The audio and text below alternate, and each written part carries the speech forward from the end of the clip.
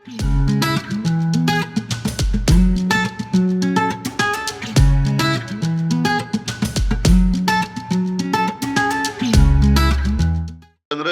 our introduction to forensics is through novels and crime fiction. But let me tell you, for most of the people, many people don't read. But for most of the Indian population, I think the introduction to forensic was through CID TV series and Dr. Salunke. So whether that is science or not, I do not know. I would like all of you to shed light on that, whether what Dr. Salunke used to do in CID, whether we can call it forensics. But for most of the general population, that's the impression. And now we need to scratch the surface, go deeper and tell the general public what this actually means and how important this is. I'll start with Mukesh ji and with a very, very simple thing. Tell us about the field, tell us about the organization, 50 years now, and how do you look at this journey and how do you look forward? Thank you for giving me this opportunity, especially local organizing team under leadership of Dr. Madhu. As Madhu already introduced, this Indian Academy of Forensic Medicine was established in Goa itself in year 1972. On 12th May, and we are now celebrating 50th year as a Golden Jubilee celebration. Forensic medicine, as most of the person are confused with two terminology. One is forensic science and another is forensic medicine. So regarding forensic science, there is a difference in the qualification, those who are working, and there is a difference in the domain of work. Forensic medicine is especially dealing with the human being. When we touch a patient, either as a clinician or as a medico-legal expert during clinical examination, when it is a case of medico-legal nature, or when death occurs and we deal with the autopsy part. So there is a need to create awareness among not only forensic fraternity but the judiciary, media, and through media, your channel, to the common man. What is our role and how we are helping them.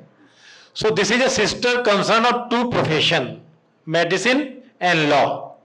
And that is why term comes medico-legal, where knowledge of medicine applicable to law to help the judges to arrive at a certain judgment, so that justice can be delivered in a timely manner, in right context, so that everybody have trust in the criminal justice system. Next I go to Dr. Bhatkur.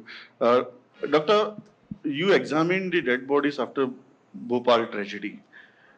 How was that horrific experience and what difference could you make through your examinations in that overall picture?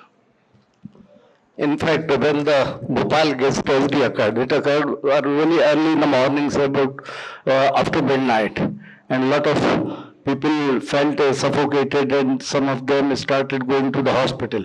But according to the season and direction of wind, many people of particular locality were affected very severely, and some of them started running away from that. So that running again caused more and more damage or breathlessness and discomfort to the public. So they were brought to the hospital. So there was sudden rush in the hospital, and a lot of people were thriving to survive. There was severe frothing from the mouth, breathlessness, not able to talk even. And when they contacted from where this gas is leaked, methyl isocyanates, they could locate that it was the Union Carbide, which was not properly maintained, and the exhaust vents and valves, they were all defective. So there was sudden leakage of MIC into water into the one of the MIC tank.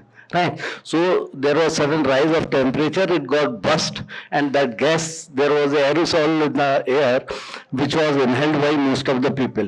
And when they contacted the doctor over there, he said, no, we don't, it is not very harmful, and there is no any specific treatment, you need not to worry.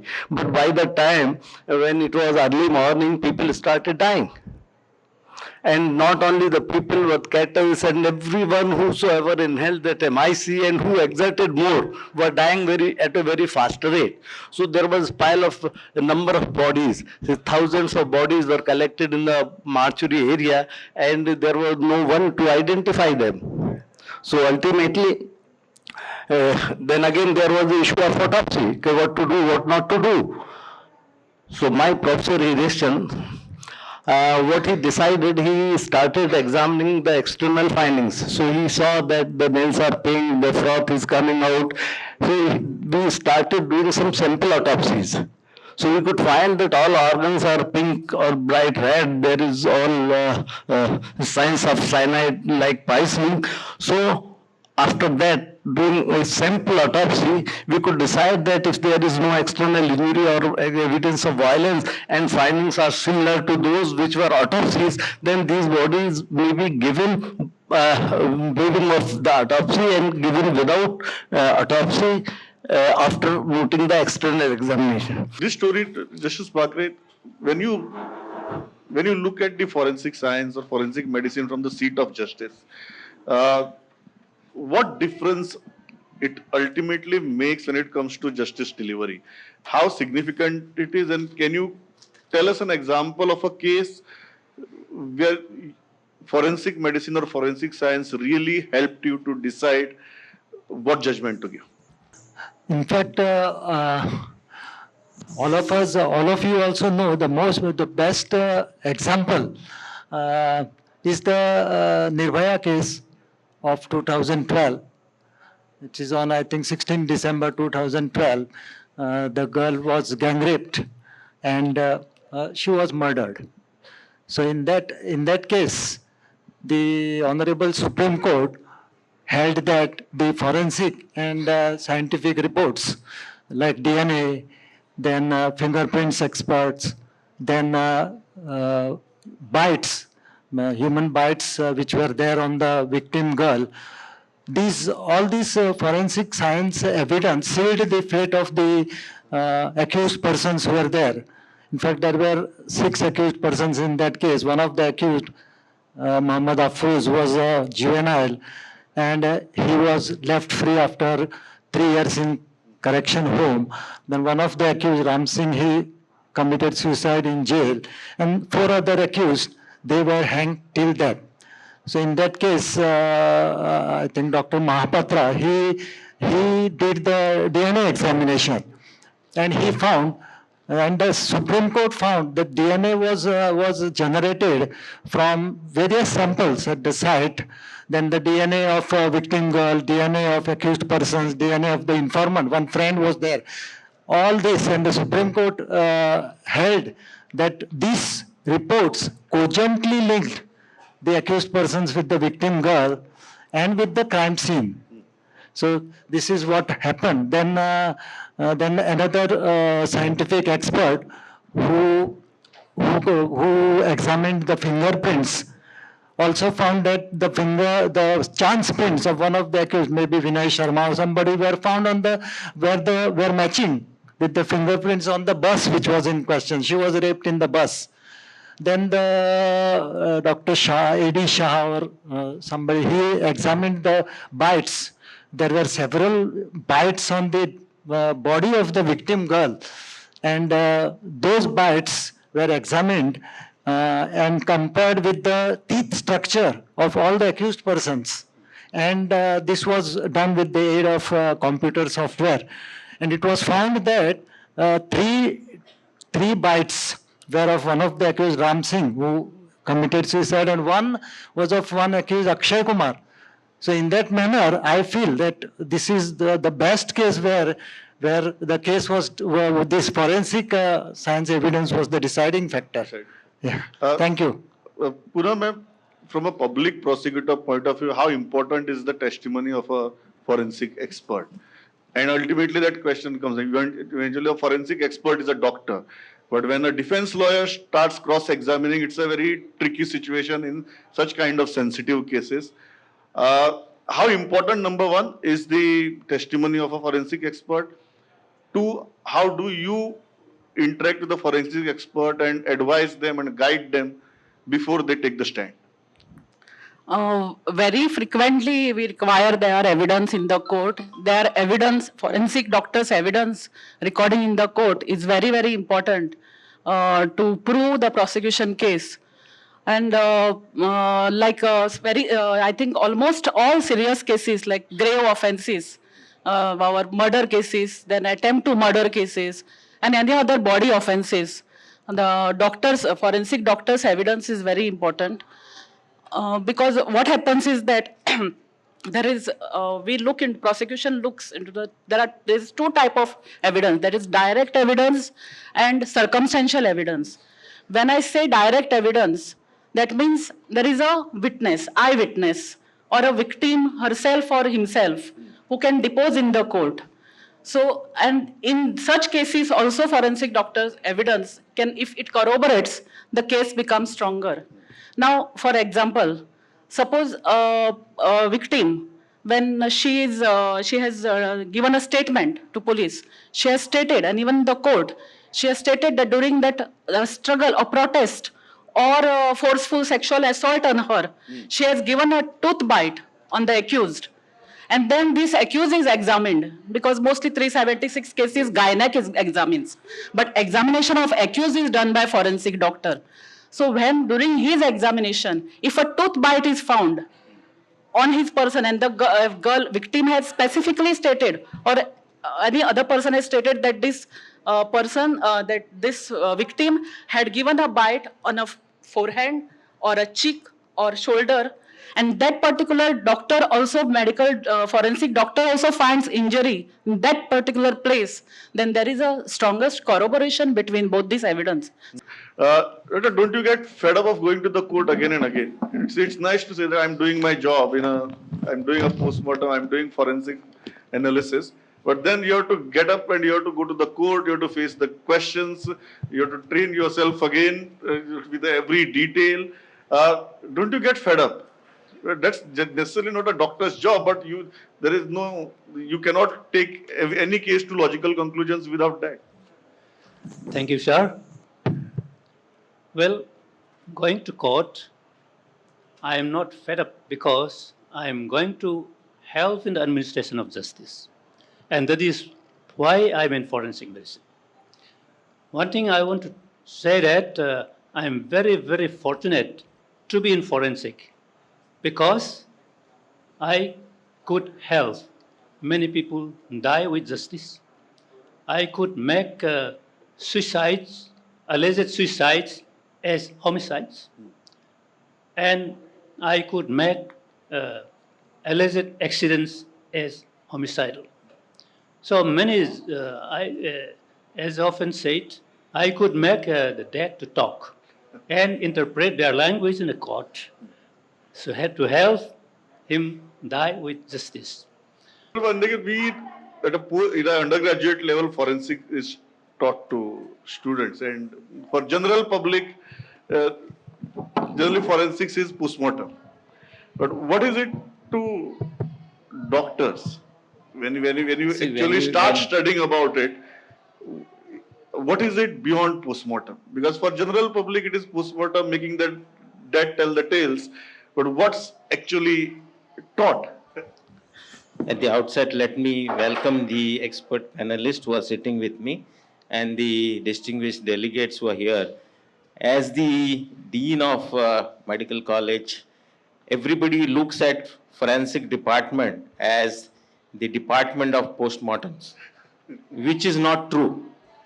And the kind of setup that we have, it is really a science, human research lab.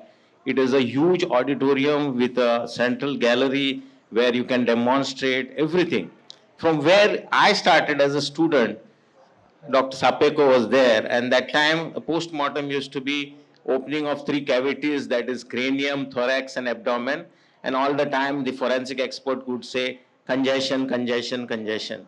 So we never knew what was that congestion, and that is how it was. But the forensic medicine as such has evolved in a great way.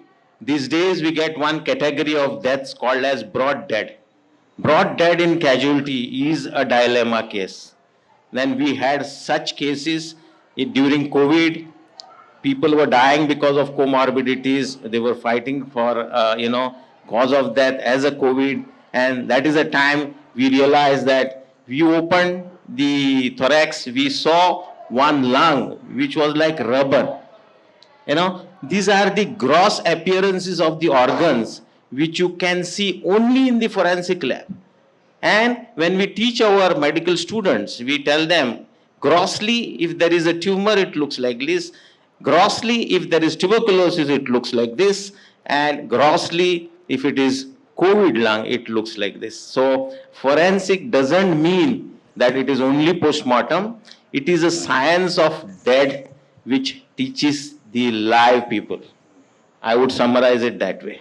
Thank you. Very, very aptly put. Dr. Goria, the general concept is only doctors can do career in forensics. Now, I am not a doctor. The question is, if I want to make career in forensics, whether it is possible? Well, it is fascinating. I don't know what will actually happen when I'll start opening the dead bodies, but from the looks of it, it is fascinating. That if they want to be in the forensics, whether if they are not doctors, can they do it? I will like to say, if you have passion for science, if you have passion for serving the society, if you have passion for the criminal judicial system, probably forensic is the line for you. If you are not a doctor, many doctors sitting here, and you know they are the forensic pathologists, they are forensic medical examiners, doing various types of the jobs other than the post-mortem also, like rape victim examination. They can do the age assessment, age determination of age of the people. Many injury cases are there in the emergency. They are giving the reports for that. But if you are not a doctor, still you can be very helpful. Now, you say, I am just study botany. So then there is forensic paleontology and forensic botanists are there. So they will see that person dies somewhere, some spores from in the atmosphere deposited, and then the body is taken to some another area, and then those spores will be studied, and it will be decided that the body was brought from which place. We also have Dr. Naveen Kumar Chaudhary on the panel, Director of National Forensic Science University, Goa campus. So last year, Union Home Minister Amit Shah ji inaugurated the campus on the same day. So what is the thrust area and why so much of focus on forensic science? And as Dr. Simit rightly mentioned, it gets tossed between health and home, and the Union Home Minister inaugurated it. So what's the focus area? Thank you. The focus area is primarily, if you see, the forensic sciences is an important vertical, or it is an important subject, because you want to ultimately strengthen the criminal justice delivery system. And if you look at the pillars of the criminal justice delivery system, there are three important pillars. The law enforcement agency, what you call police, then you have judiciary, law, and then the third is your forensics, the forensic experts. Now you were asking that is forensics is only forensic medicine? No. There are 16 recognized divisions of forensics, and forensic medicine is one of them. So when we talk about the forensics, we need forensic doctors, we need forensic auditors, we need cyber forensic experts, we need legal experts who know the forensics, because right interface is also required. For example, if you have investigated any case, you have acquired some evidence, now that evidence has to be ultimately presented before the judiciary. So in what manner it has to be presented? Because judiciary has to go with the legal angle, whereas the forensic investigator, he will go with the investigation angle. So all these are part of the curriculum of the university, right from how to write a report, how to acquire the evidences, how to examine it, how to analyze it, how to prepare the report, and then how to present it before the judiciary in the court. Now this entire process seems to be simple, but there are many connects. For example, a judiciary has to be also sensitized that what is forensic evidence, what is the forensic value of the evidence. Well, I'm going to a very important aspect on this panel now, and I think one event that changed all of us is COVID. And after COVID, after the death started happening, they were all coming to all of you guys. And how are you handling it initially when we did not know anything about it? See, initially during the first phase, the medical knowledge was also not that good.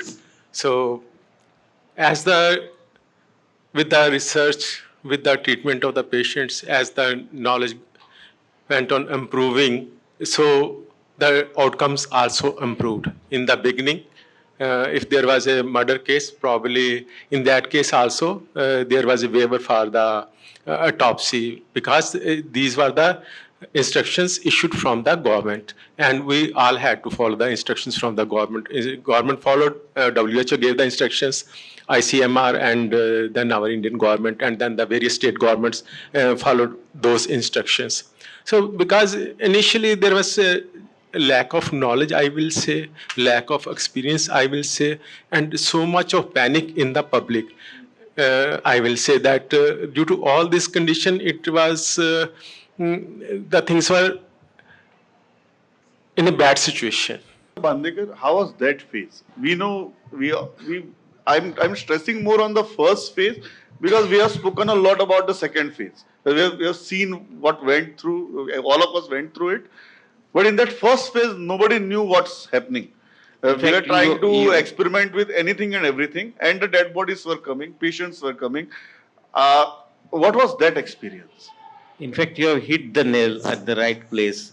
The first wave was very tough for me as the head of that institution. You know, what was there? There were two concepts there. There were some family members who wanted the body of their relative at home. And there were some people who said, the virus is a monster, we don't want to see. And in these connections, we had laid down the strict SOPs. As some of the experts said, we did not do post-mortem on COVID positive cases because somebody said virus is alive in the dead body also. So that we stopped. We were trying to give that certificate without post-mortem, which was morally accepted, ethically accepted. The second component where relatives used to come from UK, USA, Saudi, all Goans have relatives outside. They used to cry outside my office, and this is literally difficult to handle because once the body was packed in the dead body bag, we used to use those sealed bags. We couldn't open it with the simple fear that the relatives may get it, and then even if there was a person who traveled from neighboring state with COVID positive, his vehicle was also sanitized. Now, how to do these things? It was very difficult. By second wave, we understood that virus lives in dead body for 72 hours. So many things were cleared. Many people understood the behavior of the virus, and then we got to know how to handle these dead bodies. But handling dead bodies during COVID was really a tough task. And we have Dr. Madhu also here who handled, I think, the first COVID body in Goa. Afternoon, Dr. Ira Almeida shared that because Sir, Madam and myself were tackling that situation. First death took place, assembly was going on, Sir was with Health Secretary, and everybody has a fixed answer. Even I think on floor it was told that body will be handled with SOPs. And that was, nobody knows what is full form of SOPs. Honestly. Now issue came, by the same evening another person died. Now SOP came for the dead bodies, 2 bodies. Now collector and health secretary is because already on floor of house by today evening body will be disposed with SOPs. Fortunately, our national groups, we were discussing all this simultaneously. I was the first person to do nasal cadaver swabbing. Then was Vyas sir did it in this, and who was next person was in our Bombay. So we got beggars positive that time. So we were discussing across the country how to tackle it. But the problem was, we were thinking that collector will tackle it, but they came, they went. 108 people came, they were ready to take the body. They were told body will be totally packed, because that time even body bag concepts were not there, because we had body bag, they were eaten by ant. They could see only the toes, they ran away. Now issue was body was out on the floor. Already people know that we are taking the body. By that time there was already law and order place where then we did something called as popularly known as mission COVID, where we shifted the body some other crematorium, and we did it. The issue were two. Again there was fight which people should take. Everybody said postmortem attendance should go. I said nothing doing, because I took one thing, if they have to do it, is I have to do it. So I said I am going. They came with we did the disposal of that body, and there was literally complaint against me for the illegally disposing the body. But I spoke to the Ravinayak, the politicians. I said you can take credit out of it. Next meeting, which was organized for the protest, I went, attended that. It's made headlines in Goa, and convinced that if someone of you dies, where we will going to cremate? Yeah, absolutely. Just you wanted to pick a point. How do you see the future of forensic science? We are talking about a university. We are taking it to a whole different academic level now. How do you see the future of forensic science? The future of forensic science is very bright, and I will connect it with one of your previous questions. There are certain investigations in which you can't do the investigation without the forensic report. Now the trend, if you see what is happening, the crime, the nature of crime is changing. I will now categorize into two categories: conventional crime, murder, rape, what we call it. But now if you see, even if you see the BPR R&D report of 2020, you will find more than 55,000 cyber crime cases. Okay, and now the dynamics of the crime is also changing. Online fraud, online transactions, and it is not in the tune of some meager amount, million, billion of dollars, American dollars. So now in those cases, entire investigation is based on the forensic evidence. And in that case, complete admissibility will be based on that evidence. In our regular social discourse, forensics is going to play a huge role. Yes, yes. Yeah. Dr. Fiat, how do you look at the future? I'm glad to know that forensic science, the future of forensic science is very bright and it is increasing. However, the future of forensic medicine is not very bright because of, as you've said, these mortuaries or the facilities for forensic medicine, people working in the medical colleges and all these things. It is very, very discouraging. And because forensic medicine, though it is involved in many work like post-mortem work, research work, teaching, and then attending court, and then medical legal cases in the hospital. And in spite of so many workload, there is acute shortage of staffs. As a matter of fact, not only that, even facilities, even equipments, they are not properly provided. The delay in submitting reports, it goes to about 6 months to 2 years for submitting reports. Then the courts do not wait. They give judgments and cases end in acquittal. Not only these post-mortem reports, they give cause of death. No, cause of death cannot be given. Viscera examination report is not given even for 6 months, 7 months. They are waiting for that, waiting. So this, if future very, very to be crucial. brave, I think here we have to make improvement, Absolutely. which is possible, which is not impossible. I don't know what is the reason why this happens. Yes. I will.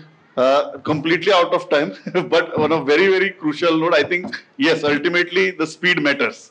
And the justice delivery system needs those timely interventions. On that note, I'm completely out of time. Thank you, all of you. It is very enlightening, very informative, and I think anybody who is going to listen to this discussion is going to come out smarter and more intelligent about the field, not only in terms of forensics, but many other things. And thank you, all of you. for being such a wonderful audience. Have a lovely evening. Thank you and pleasure being here.